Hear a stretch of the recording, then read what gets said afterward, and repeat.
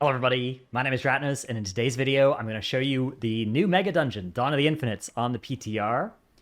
I'm going to skip around a little bit and skip through things. I'll talk a little bit about notable trash and stuff, but mostly just kind of go through what the bosses look like and how this is going to work.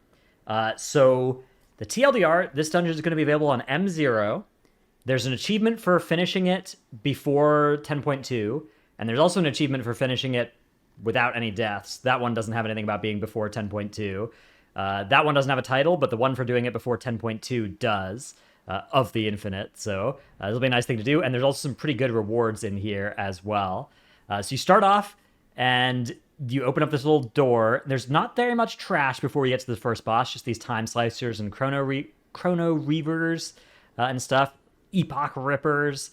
And pretty quick, after like 4 trash pulls, you get to the very first boss. You can see I had a little key binding thing I had to swap here. But here's the first boss, Chronikar. And the bosses in this place have some incredible, innovative designs that they haven't done before. And this boss is one such boss. So there's several different interesting things that it does that are different kind of twists on old mechanics you might have seen.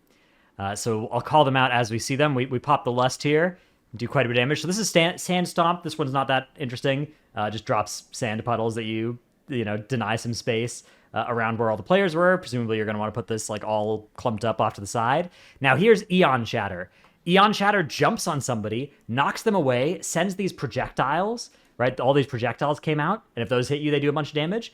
And then there's a swirly that you need to soak where the person was. Somebody needs to soak that. And then he jumps to the next person. There's another swirly you can see over there that we managed to soak right last second. And then he jumps to another person, and there's another swirly, and if you don't soak it, bang, that happens. So that's a pretty cool mechanic that he does, but he's not actually done. He also has a tank mechanic that is pretty interesting. So here it is, Chrono Shear. So Chrono Shear hits me for a bunch of damage, puts a big healing absorb on me, and it says that I take 200% increased damage because my lifespan has been weakened or something by the time magic. And that can't be dispelled until the healing absorb has gotten through. So you see the healing absorb is now gone, and now that debuff has become dispellable, and then it can just get dispelled off of me, and I'm no longer taking 200% increased damage. Very cool twist. There's the DPS version of this, which is like there's a shield you break through so that you can kick. Well, this time there's a healing absorb that you heal through so that you can dispel. A healer version of that mechanic. So overall, a very, very cool boss. Pretty nasty. You can see we get 5 aspect Shadowflame crests from this boss as well. That's not going to make it to live. There was actually a dev in my chat while I was doing this that confirmed that it's actually supposed to be 5 fragments. So if you do a full clear of this dungeon, you're going to get 3 full aspect crests. Not 5 per boss, but 3 per dungeon run, which is still very good. That's a lot of extra crests, and is going to make doing this each week a very worthwhile thing. The gear was dropping at eye level 437, hero 4 out of 5 as well, which is pretty good as well. That's better than heroic raid gear, or as good, upgrades to be as good. Now this second area, there's a bunch of trash that you go and kill as Chromie and Nozdormu are trying to stabilize some of these time waves. I'm going to skip through the trash section here because I mostly just want to focus on the bosses. We didn't play enough of the trash for long enough to really know what was going on. There were some dispels here. This enervate thing, you can see things are getting a little bit hairy. We had a couple of deaths, but I don't really understand those mechanics yet, and I haven't looked enough at them, whereas the bosses are in the dungeon journal, so I kind of do understand, because after doing this, but before recording this, I read through the dungeon journal to actually learn what this one does. So this is Manifested Timeways. This is boss 2, and it might be the coolest boss in here. It's very, there's tough competition. So you pull it, and you see that it divides the room into 4 slices that are moving around. The accelerating time and the decayed time are the 2 different slices. The accelerating time is this lighter one, the decayed time is the darker one.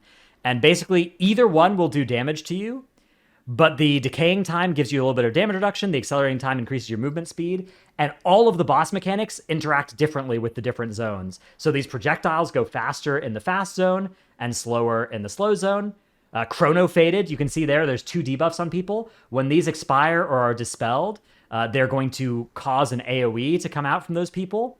And the AoE goes very slowly if you get it dispelled in the slow zone, and it goes very quickly if you get it dispelled in the quick zone.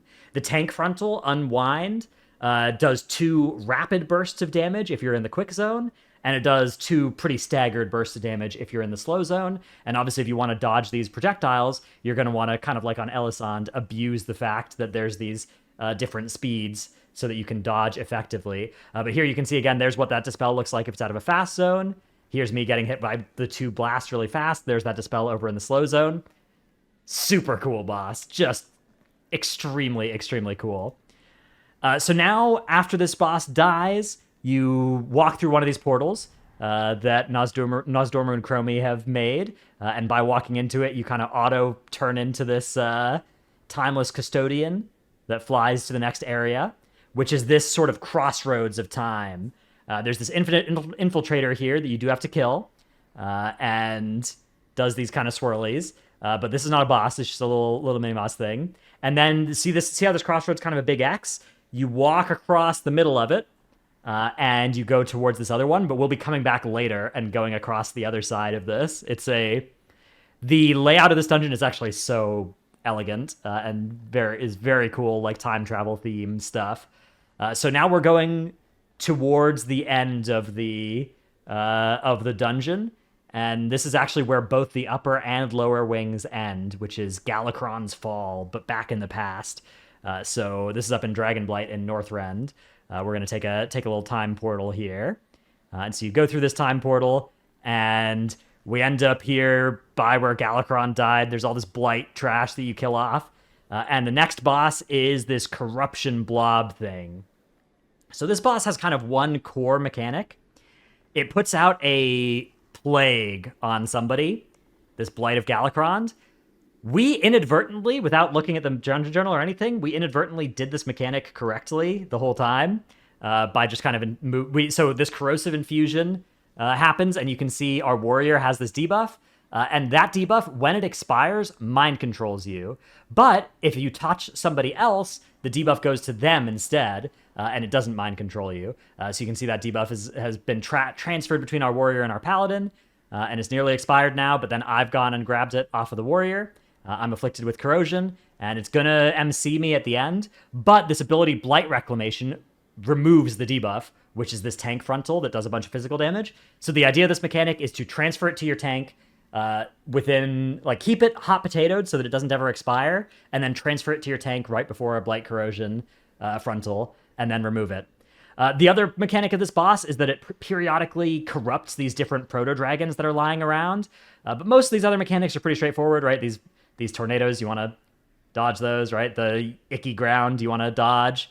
Here you can see I'm about to have this debuff expire out of me, but I guess I didn't get MC'd, so maybe I was supposed to get MC'd right there. That was probably supposed to happen. There's then that Blight Reclamation again from the boss, so maybe we didn't play it right, maybe it was just buggied, and I was supposed to get MC'd because that thing expired. And then, yeah, you just have 2 fairly simple bosses at the end of this that the Blight has corrupted. One of them is leaving behind this slime puddle, or if he stands still, it's an ever-growing slime puddle. And the other one is doing these swirlies and these breaths. Pretty sweet fight, though. I would say probably one of the weakest fights in this dungeon, but not a bad fight, just the other fights are so good. This one has a pretty simple bit to it. So after this, now Chromie opens up the little door here. Opens up this little door. There's a little exchange here with the aspects before they became aspects, back when they were all just proto-dragons. And Chromie and the aspects have a nice little talking between them. And we gotta wait for a little bit of RP here. Hopefully this isn't in the M+, all this sitting around and waiting here. But you can see there's 2 different ways out of this area. And we go out the ice wall way, or the ice over to the side.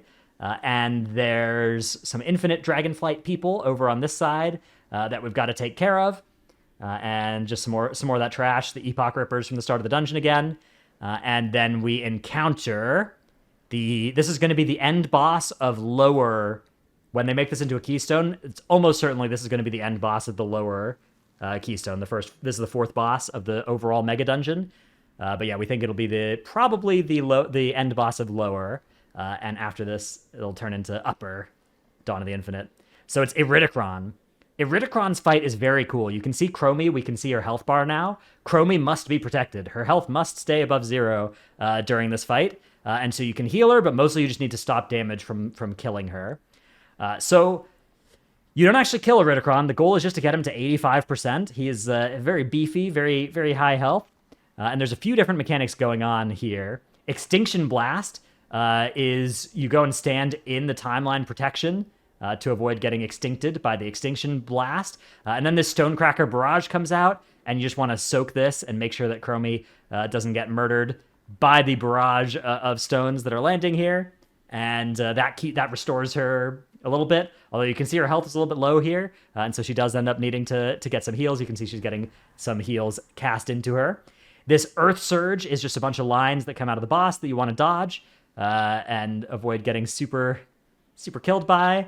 You just kind of juke them as they come out. You can see it does quite a bit of damage, and you actually take increased damage from all sources as a result of that debuff for a little bit, but that goes away pretty quickly. Then there's this Pulverizing Exhalation, where you just want to make sure you're not under the boss, and you're also not in that frontal. That frontal doesn't actually hit Chromie. And then you get all these ads here. These ads are grippable, so this is a nice little moment for Blood Decay, also a nice moment for something like Divine Toll, some sort of way of grouping these ads up really quickly, sort of like the end boss of Naka Defensive Intermission. You group up all of Iridikron's creations, and then it's time for another Extinction Blast.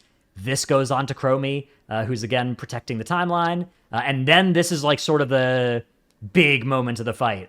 Iridikron gets 100 energy, and your damage to him now lowers his energy, but he's going to keep casting this Cataclysmic Obliteration, which deals increasing damage over time to the whole party. You can stand in Chromie's little bubble here to get big like haste and resource generation and cooldown reduction, and eventually you can break through his energy, or you can just bring him to 85%, which I think is what we did there, and that ends the fight. Very cool fight, very fun thing. Gonna have to see how it turns out on M+ scaling. In the Dungeon Journal, it says that Chromie can only do that final bubble once, so it's possible that in an M+ situation, there's going to be sort of a hardened rage on the second cast of Cataclysmic Obliteration. We'll see how that ends up working out. Then after that, we get sent back to the present, or not to an alternate timeline now, an alternate present, and we're back over at the Temporal Conflux, but this time it's the Infinite Conflux. And this is where the boss's treasure chest will be, although it bugged out or isn't implemented yet to actually be a treasure chest. And we think this is probably where Upper Dawn of the Infinite's going to start, is right here as you've landed.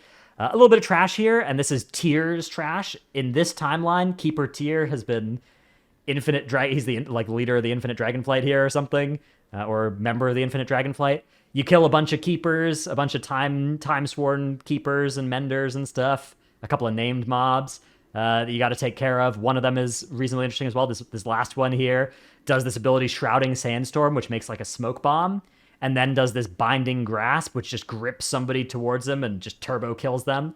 You have to interrupt it somebody has to go into the smoke bomb and then kick, is how you handle that, we learned.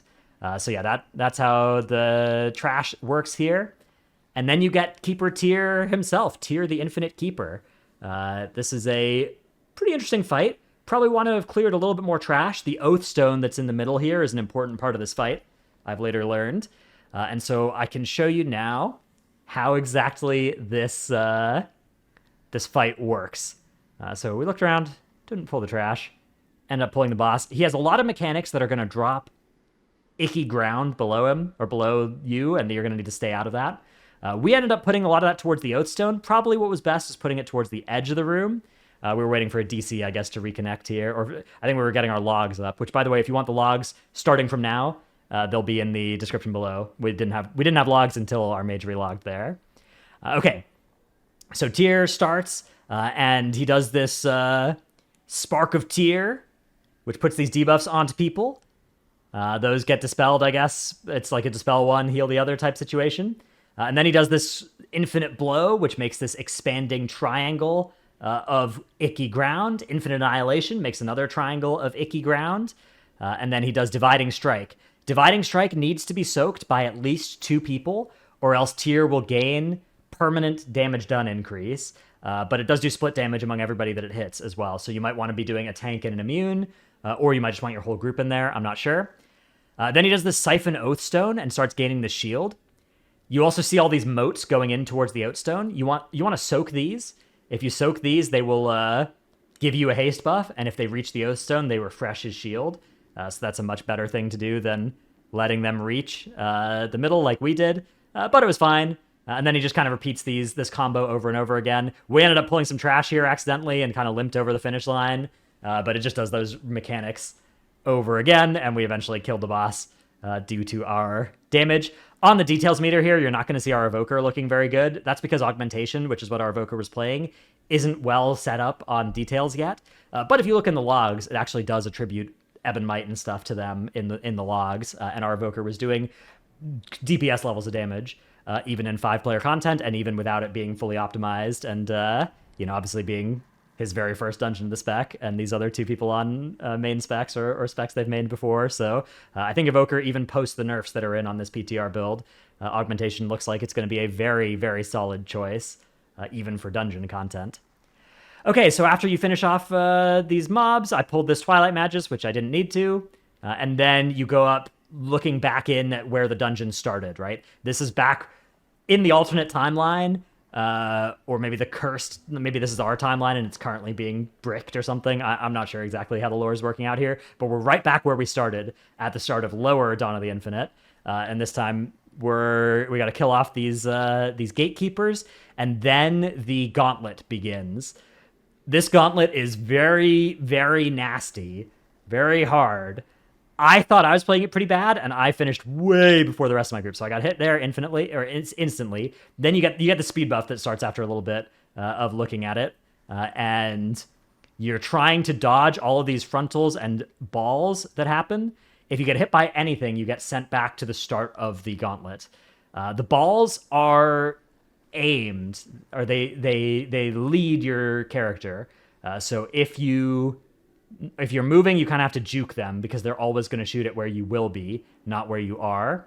I found this strat to actually work out really well in this run, of just kind of hugging the wall and then going around the side, and that way I'm not having to dodge anything from the right, and I'm just looking from the left, and I was able to get through reasonably quickly. And one thing that happens once you get through is that you can stabilize this rift that's right here. This takes a little bit of time to do, and presumably the more people that are here, the faster it will open. But this is a way, as soon as this rift gets stabilized, anybody who hasn't made it through can take a portal from the front of the place. So that is how this area works. You can see it does take quite a while to stabilize it by yourself. Everybody else in the group was running it down, trying their best to get through. But I, genius gamer mastermind, playing also very close to the server, so good ping, was able to get through reasonably quickly and stabilize the rift, and then we just waited a little while for everybody else to get through. Waited. Eventually we got people through, went back, ran it again for a while, did some practice, had some fun, dodged around, and eventually we were all through. Everybody actually completed it. We didn't all take the portal. Everybody made it through on their own. And then we made our way towards the end of the dungeon. Well, I guess not the end of the dungeon. There's still 3 bosses left ahead of us. So this is where the second boss was in the first timeline. But you can see now that somebody has spilled Doritos dust all over the ground up ahead here. So you kill off these 2 mini-bosses, and there's just, the ground it's filthy. It's looking like my keyboard. Up here ahead of us. It's just all this sand and dirt and dust. So if you stand in this dirt, it is very hurty very quickly. And you can see people running out there just getting killed. But whenever you kill any of these mobs, they vacuum away some of the Doritos dust that's on the ground. There are also some other mobs here that create a portal as well. These Rift Mages, the first Rift Mage you kill will create a portal from its body to the front. The second Rift Mage you kill will create a portal from the first portal to it, and so on. So eventually you'll be able to create like a network of portals, although I'm not sure, like in theory you could maybe use this to skip over a bunch of Cheetos dust. In practice, I'm not sure how that would work though, because you would have to go and like fight mobs in the Cheetos dust for a while, which seems pretty sketchy. But you might be able to do something with it to like get a portal that would go way over some of the dust here. But yeah, you can see we eventually started kind of making our way down and clearing a little bit of a path, making our way towards one of these active portals over to the side. And eventually we got enough of the ground cleared that we were able to get through it and make our way through the Timeways towards this Horde and Alliance battleground area. So this area there's a little bit of trash you kill first, including Chronaxi here puts this kind of Anduin style healing absorb on a player that you can heal through 25% of the, like, you can, some of the healing that you do bypasses the healing absorb, but you still need to heal through the whole healing absorb so that the person does not perish. And then we make our way into this sort of infinite battleground place. I'm not sure if you're an Alliance group, if you'll fight Horde stuff, but as a Horde group, we fought Alliance stuff in here. You fight this tank, and then after the tank, you fight some Paladins and Knights, and then after those, you fight Anduin Lothar, who's a very simple boss. He really doesn't do all that much. He does Mortal Strikes on the tank, which gives you 50% reduced healing received. He does Shockwave, which he just kind of spams on the tank, which is a frontal cone. But you can just aim that not at the whole group, and that's fine. Then he casts for the Alliance, and this activates 3 of the ads out here. In this case, it was some Conjurers and a Arbalist or something, Archer. And I just gripped those in, killed him off, and, other than that, he doesn't, again, really do anything. Died fairly quickly without much fanfare, so the simplest boss in here, I would say, by quite a bit was Anduin Lothar here. But yeah, Time Lost Battlefield. I guess maybe it was the whole battlefield was the boss fight in some way, but really a pretty simple encounter there. So then you can come out the other side and travel back to the crossroads that we were at earlier. Do you remember? So this is the crossroads that earlier in the dungeon we crossed from what is now on our right to what is now over on our left to get to Galakrond's Fall. Now we're going from what was originally the left of the crossroads to now what's the right of the crossroads. And these little orbs knock you back if you stand in where they explode, but otherwise there's not much going on there. And we go over to the other side now, and over on this side, there's a couple more of these infinite mobs that you got to kill off. And then we run into Morchie, which is alternate timeline Chromie. Wait for our whole group to arrive. And then we can fight Morchie. We ended up resetting the boss. And then, okay, so Morchie is also a bit of a simpler fight than some of the other ones. There's kind of one core mechanic to this fight. And then there's 2 core mechanics. So Morchie does this Sand Blast, which you're just going to want to make sure doesn't hit other people. I think that's just like a line attack thing. And then she does this More Problems cast. And all of these Morchies show up. And all of them are wearing hats except for one. The one that isn't wearing a hat is the real Morchie. And that one will deep breath will hit your group with a breath that does a bunch of damage. And you can see that hit almost all of us. It did a lot of damage because we didn't know how that one worked. But what you want to do is identify which one's the real Morchie, whichever one doesn't have the hat, and then get behind her so that when she does her frontal, it doesn't hit you. Then you get all these sand puddles on the ground, and you get ads chasing you. And the idea is to kite your ad over a sand puddle. And if you do that, your ad gets stunned. So, okay, again, I can show you we didn't realize this at the time, so we were just tanking them, but you can see it's pretty nasty. Here comes the next Dragon's Breath cast. You can see there's the Morchie without the hat, and there's that breath that you want to make sure you're not getting hit by when all the other ones despawn. So yeah, that's kind of this fight. You can see, again, getting sort of fixated and hunted down, with the idea being to bring your ads over the sands here. So I think I'm about to do it with mine, bring it over the sand. It was a little bit awkward to maneuver this to be possible. But yeah, I was able to bring it over the sand, and then it got stunned for a little while until Morchie reactivated it. So that's all there is to this fight. Just dodge the traps yourself. If you stand in the trap, you get rooted for 30 seconds. It is dispellable and stuff, but if you you need to make sure you bring the ads over it. Again, it was a little bit awkward because the ads move at the same speed as you, so unless you have a way to slow them or knock them or something, which I think all do work on it,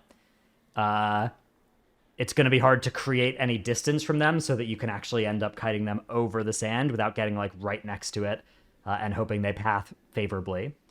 So now here we could either go... The actual correct way here, I think, is to go backwards and just get back to that crossroads. I ended up going forwards the way that we hadn't already gone yet, because I just kind of assumed that that was the right thing to do. But actually, I think that was wrong, because I think you probably could have gone either Morchie or Battlefield first, and then whichever one you went to second, you could just backtrack to that crossroads. Because the way I went, ended up going back to the Millennia's Threshold area here, and we ended up, having to kill some more trash, and we ended up needing to go get to this portal. And once we killed off some trash, got back to this portal, ended up getting just back to the crossroads anyways. And this, again, is the front of the crossroads. Morchie is off to the right. Time Lost Battlefield is off to the left. And straight down the mid is where the end boss is, which is back at Galakrond's Fall. So the same place that the end boss of Lower is at is where the end boss of Upper is at, which is pretty cool. You show up here, and you're like, Chromie's like, oh, we only got one shot at this. I can't go this far into the past. I'm weak. I'm not an aspect.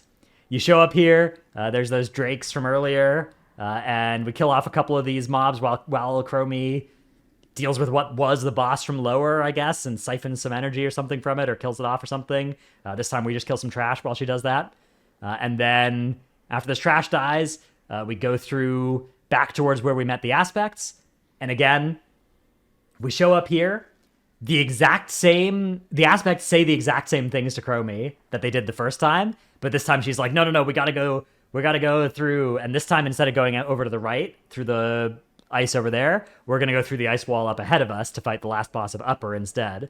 But yeah, you can see all these lines, like Nozdormu and Alexstrasza's line are the exact same ones from earlier. So a very cool little time theme that's happening there. And then we end up going with the aspects to fight Chrono-Lord Deios, who is the end boss of Uldaman Legacy of Tyr as well, as I looked through to find in my dungeon journal here.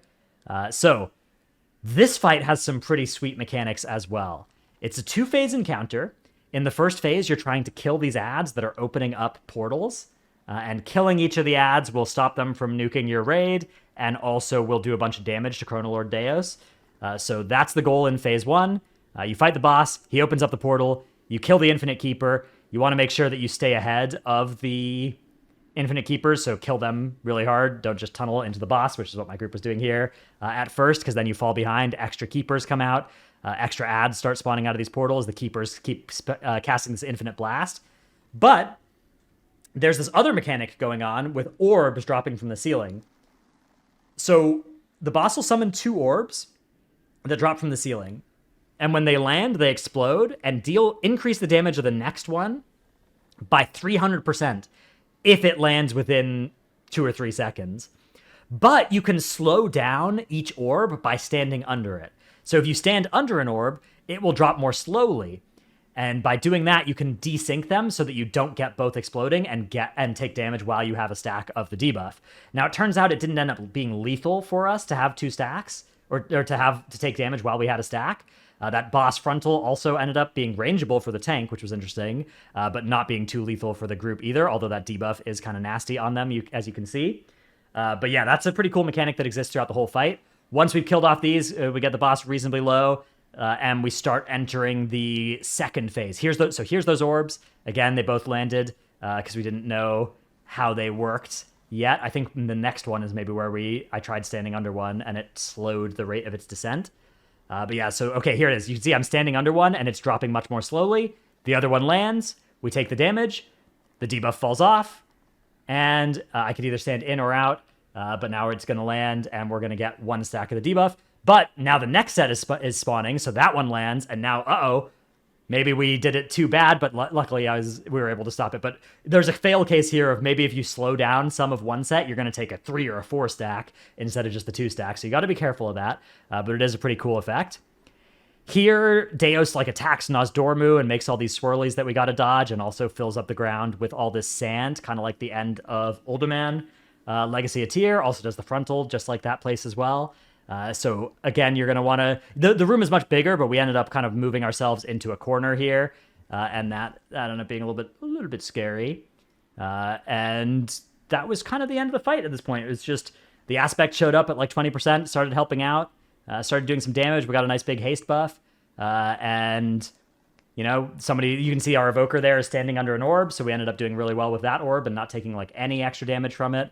But the room started getting pretty crowded, so we had to start fleeing away from where we were. Probably a nice big kite around around the edge of the room is the way to do this one. And that's all there was to Chrono-Lord Deios. So overall impressions of this dungeon... Oh, and then Chrono-Lord Deios drops a bunch of cool stuff. It dropped for us a mount. The mount was this quantum mount, Reigns of the Quantum Courser. I don't know if this is a guaranteed drop, but this mount, when clicked, gives you a random old mount. Now, from Wowhead, there is a data mine set of speculated Quantum Courser mounts. It's unconfirmed, but these are the 16 ones from there as well. Death Charger's Reigns the Raven Lord, Swift Zulian Panther, a lot of cool mounts that you could get. And the way it works is when the Quantum Courser drops, you right-click it and you get one of these mounts. Now, it says extremely rare drop, but it did drop for us on 1 out of 1 runs, so I'm not sure exactly what that is. Maybe it's also just different on PTR than it will be on live. Somebody tweeted, Mr. GM tweeted that it turned into Midnight's Eternal Reigns, which is in the data mined list. There's some other pieces of data that have the same data structure as the dungeon mounts in each line, not linked up via a parent in the code. But it could be that these raid mounts are also available, perhaps. Either way, that's very cool. The boss also drops quantum gloves or shoulders or whatever, and those just turn into, like, when you use them, they just turn into a random Mog of that type. So I got quantum legs, and I ended up getting these, like, Talon Guard legs Mog that I didn't have. But I don't know if you can maybe get really old, cool, prestigious Mogs, like Tier 3 or anything like that, out of these. But a very cool type of reward from this raid. If you're interested, there's also these divergent items with weird stats, like Time Strike, and, like, Demon Bane and Scourge Bane. I have a video out that goes into that a little bit as well from the last couple days. I'll put that in the description below as well if you want to go watch that and see how those rewards work. But that is the end of my look here at the Dawn of the Infinite Megadungeon. Hope you've enjoyed this video. Hope you found it interesting. If you did, remember to hit like and subscribe. Write a funny little comment. Comment your favorite boss, whatever boss from these 8 looked the coolest to you. Thanks for watching, and I'll see you in the next one. Bye.